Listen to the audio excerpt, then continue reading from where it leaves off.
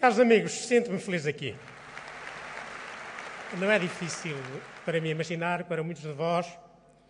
o anúncio do meu nome como candidato do PS às eleições para o Parlamento Europeu constitui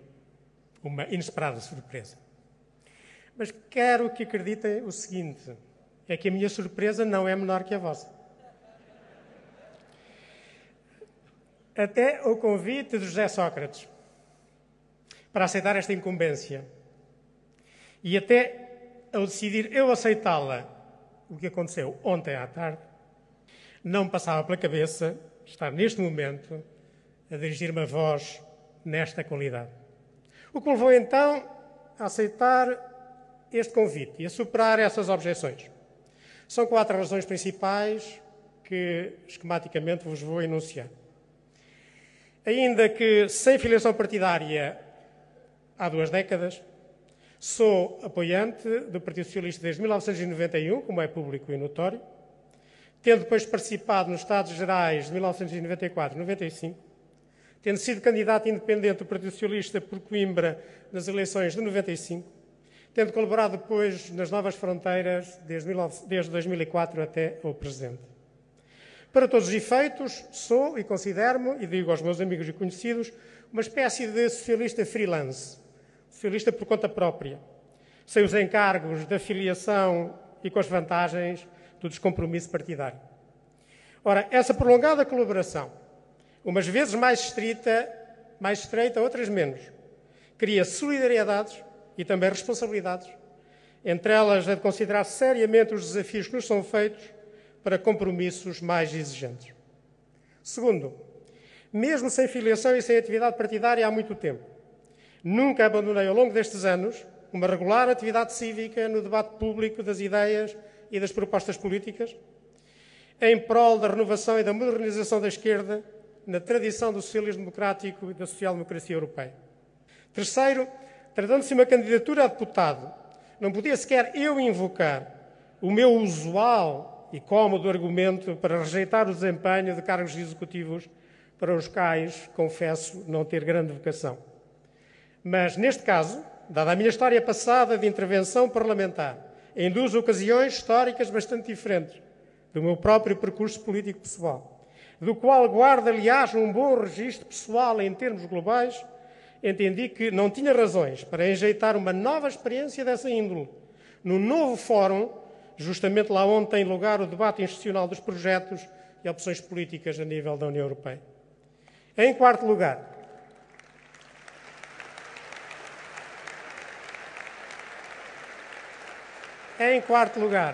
mas não menos importante, tratando-se da eleição do Parlamento Europeu, convenci-me que não podia justificadamente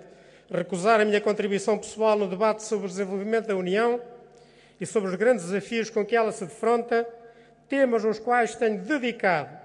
ao longo dos anos, uma boa parte da minha reflexão académica e da minha intervenção no debate público entre nós,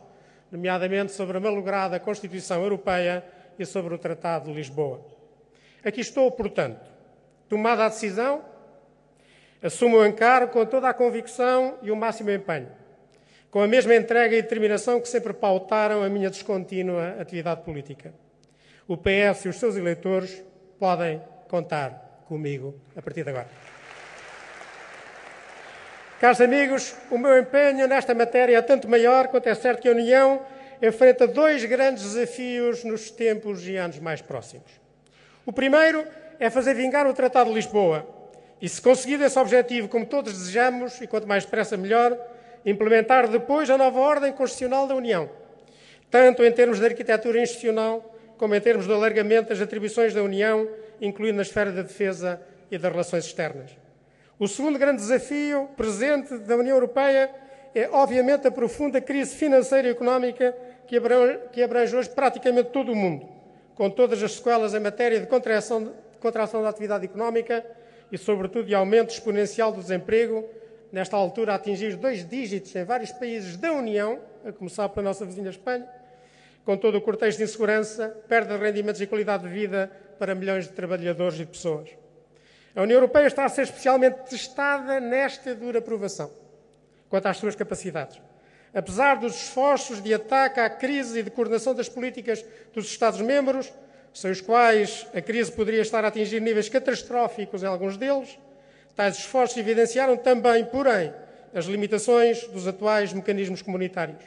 É já hoje evidente que um mercado único, sem fronteiras nacionais, não pode ser adequadamente regulado e coordenado sem autoridades de regulação a nível da União, complementando as autoridades reguladoras nacionais no que respeita às empresas e atividades transfronteiriças.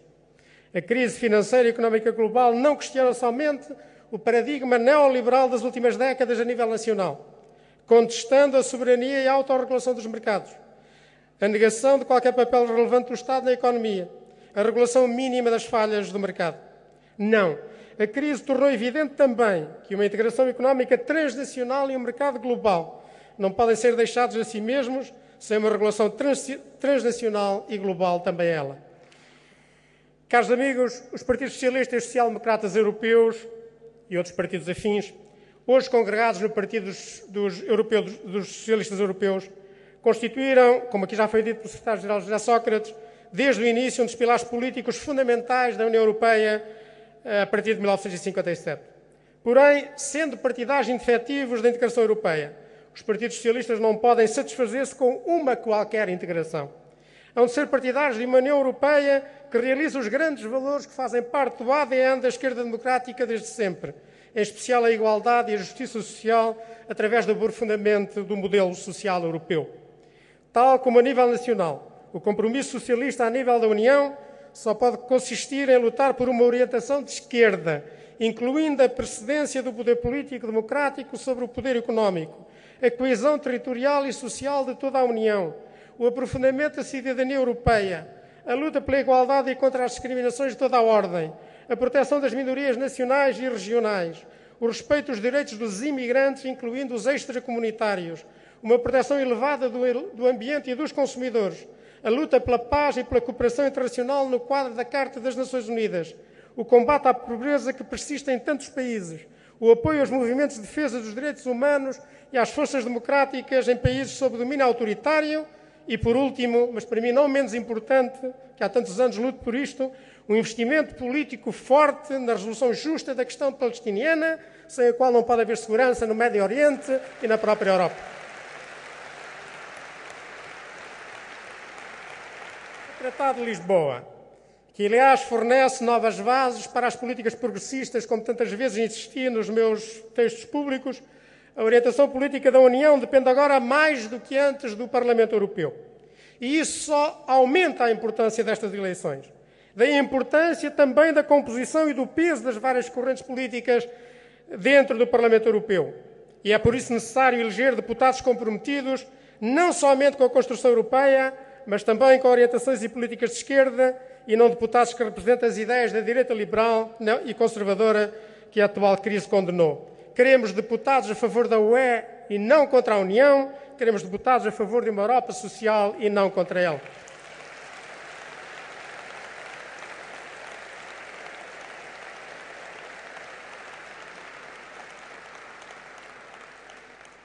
Caros amigos, é tempo de terminar. É este, nos termos em que vos apresentei, o meu compromisso pessoal no momento de aceitar a indigitação para encabeçar a lista de candidatos do Partido Socialista ao Parlamento Europeu nas eleições de junho próximo. Peço a vossa confiança e o vosso apoio para a lista de candidatos que vão defender as cores do PS e do socialismo europeu no Parlamento Europeu nos próximos 5 anos. Sei da responsabilidade que assumo ao aceitar suceder à pleia de figuras que me antecederam nesta responsabilidade nas anteriores eleições europeias desde 1987, a saber, Maria de Lourdes Pintacilgo, João Cravinho, António Vitorino, Mário Soares, o malogrado Sousa Franco e António Costa. Para eles vai a minha homenagem e comprometo-me a não desbaratar essa ilustre herança que está atrás de mim. Amigos, camaradas, se me permitir, podeis estar certos de que não pouparei esforços doravante, junto com os meus companheiros de lista, para não defraudar as vossas esperanças e as vossas expectativas, mas antes para honrar as nobres tradições de luta do Partido Socialista na construção europeia. Viva o Partido Socialista!